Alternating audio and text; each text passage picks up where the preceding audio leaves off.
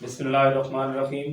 अस्सलाम वालेकुम स्टूडेंट्स। जैसा कि आप लोग जानते हैं, हमने chapter 7 organic chemistry class second year का सिलेक्ट किया हुआ है। आज हम उसी टॉपिक को आगे बढ़ाते हैं बेटा। हम प्रॉपर्टीज या फीचर्स ऑफ ऑर्गेनिक कंपाउंड पढ़ रहे हैं। उन्हीं में से एक प्रॉपर्टी है बेटा जिसे हम नाम देते हैं आइसोमेरिज्म। बेटा ये जो आइसोमेरिज्म होती है, ये आप लोग क्लास 10th के अंदर चैप्टर 3 ऑर्गेनिक केमिस्ट्री के अंदर प्रॉपर्टीज ऑफ ऑर्गेनिक कंपाउंड के अंदर पहले से ही पढ़ चुके हैं। हम इसे डिफाइन करते हैं बेटा, the property of an organic compound which have same molecular formula. ऐसे कंपाउंड जिनका एक जैसा मोलेकुलर फार्मूला हो। The compound which have same molecular formula but different structural formula।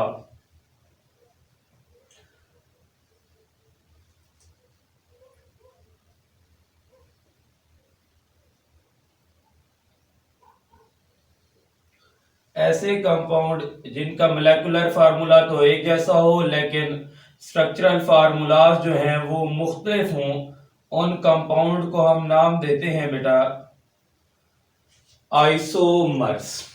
उन कंपाउंड को हम क्या नाम देते हैं बेटा? आइसोमर्स।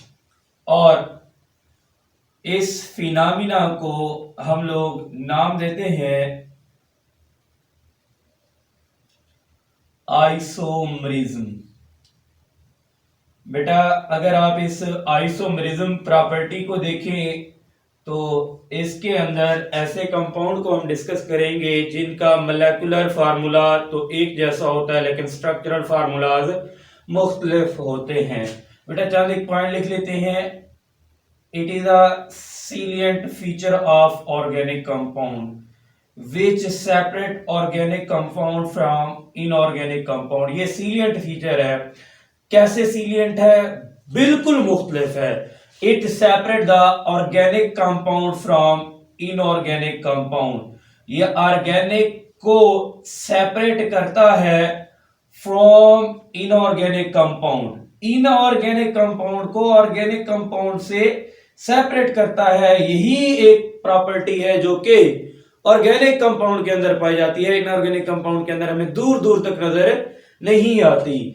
तो ये बेहतरीन प्रॉपर्टी होती है बेटा। दूसरी चीज बेटा, इसके अंदर हम एक ही कंपाउंड को मुख्तलिफ फार्मूलाज के अंदर डिस्कस कर रहे होते हैं तो उन दोनों की क्लास भी मुख्तलिफ होती है लेकिन उनके मोलेकुलर फार्मूलाज एक जैसे आ जाते हैं अपनी स्ट्रक्चर की वजह से। हर एक चीज की स्ट्रक्चर की वजह से उसकी खुसूसियात चेंज हो जाती हैं बेटा। यहां पर भी यही फिनोमिना होता है कि कंपाउंड जो है एक दूसरे से सेपरेट होते हैं। कैसे सेपरेट होंगे? जब उनकी स्ट्रक्चर एक जैसी नहीं होगी।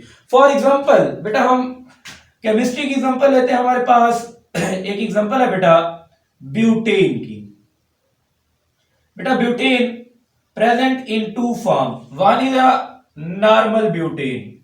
एक होती है हमारे पास नॉर्मल ब्यूटेन और दूसरी होती है बेटा हमारे पास आइसोब्यूटेन। अगर हम इन दोनों के स्ट्रक्चर ड्रा करें, मोलेकुलर फार्मूलाज तो इनके सेम है, C4H10। अगर हम इनके स्ट्रक्चरल फार्मूलाज ड्रा करें तो हमारे पास इसके तीन स्ट्रक्चरल फार्मूलाज, दो स्ट्रक्चरल फार्मूलाज बनते हैं। यह है नॉर्मल ब्यूटेन का। अब अगर इसी ब्यूटेन को आप आइसोब्यूटेन बनाएं, वो कैसे बनेगी बेटा? इसके साथ आप एक सब्स्टिट्यूशन लगा दें। जैसा कि यहां पर मैंने सब्स्टिट्यूशन लगा दी। यहां पर भी आप लोग देख सकते हैं 4 कार्बन है, 1 2 3 4। हम लिख लेते हैं 1 2 3 4। हाइड्रोजन गिन ले तो हमारे पास 10 है। इसी तरह इसके अंदर कार्बन गिने 4 है, हमारे पास 10 हाइड्रोजन है। ये ऐसे कंपाउंड है जो कि बिल्कुल एक ही कंपाउंड के दो मुख्तलिफ शक्लें हैं। जिस तरह हर इंसान की मुख्तलिफ शक्ल होती है, इसी तरह ऑर्गेनिक कंपाउंड की भी मुख्तलिफ शक्ल होती है। इसी तरह बेटा एक और एग्जांपल ले लेते हैं हमारे पास पेंटेन। बेटा पेंटा से है, इसका मतलब इसके अंदर 5 कार्बन है, C5H12। ये मोलेकुलर फार्मूला है, but this formula contain 3 different structure. इसके अंदर 3 मुख्तलिफ स्ट्रक्चर पाए जाते हैं। कैसे बेटा? देखिएगा, हमारे पास एक बनता है इसका स्ट्रेट चेन स्ट्रक्चर बनता है H3C CH2 CH2 CH2 CH3, इसे कहते हैं नॉर्मल पेंटेन। अब H3C single bond CH single bond CH3 single bond CH2 single bond CH3, इसे कहते हैं आइसोपेंटेन। और एक और फार्मूला बनता है बेटा, जिसे हम कहते हैं H3C single bond C single bond CH3 single bond CH3 single bond CH3, इसे कहते हैं बेटा नियोपेंटेन। क्लियर हो गया? तो बेटा ये हमारे पास आइसोमेरिज्म है, जो कि ऑर्गेनिक कंपाउंड की खास प्रॉपर्टी है। इसी तरह बेटा हम ऑर्गेनिक कंपाउंड के अंदर 2 और कंपाउंड पढ़ते हैं बेटा, ग्लूकोज और फ्रक्टोज। ग्लूकोज एंड फ्रक्टोज, ये आप लोगों ने 2 कंपाउंड का नाम सुना हुआ है। इन दोनों का मोलेकुलर फार्मूला C6H12O6 है।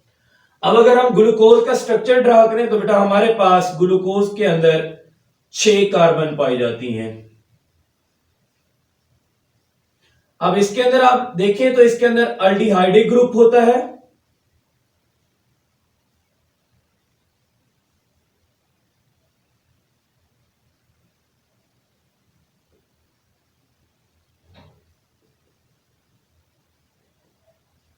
और बेटा अगर आप इसके अंदर देखें तो स्ट्रक्चरल फार्मूला दोनों का हमारे पास डिफरेंट है। ये हमारे पास ग्लूकोज का स्ट्रक्चरल फार्मूला है, जिसके अंदर अगर आप लोग तवज्जो करें तो इसका स्ट्रक्चरल फार्मूला के अंदर अल्डिहाइडिक ग्रुप है।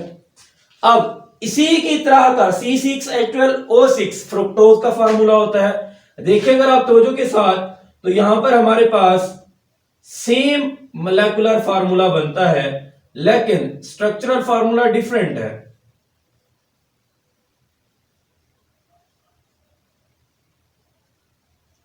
हमारे पास 6 कार्बन है बेटा, और इधर भी 6 कार्बन थी, इधर भी हमारे पास 6 कार्बन है, लेकिन यहां पर कीटोनिक ग्रुप मौजूद है, यहां पर अल्डिहाइडिक ग्रुप मौजूद है। जहां पर कीटोनिक और अल्डिहाइड हो गए, दोनों कंपाउंड मुख्तलिफ है, लेकिन दोनों का मोलेकुलर फार्मूला एक जैसा है। तो हम इन कंपाउंड को नाम देंगे आइसोमर, और इस फिनोमिना को हम नाम देंगे आइसोमरिज्म।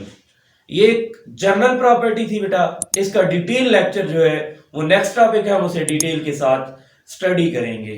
किसी बच्चे का कोई भी क्वेश्चन हो वो अपना कमेंट में क्वेश्चन सेंड भी कर सकता है। अगर किसी बच्चे को कोई टॉपिक रिलेटेड कोई टॉपिक चाहिए, ऑर्गेनिक से, इनऑर्गेनिक से, फिजिकल केमिस्ट्री से, या हमारे इस चैनल की मदद से किसी बच्चे को कोई टॉपिक समझना है, तो हमारे दिए गए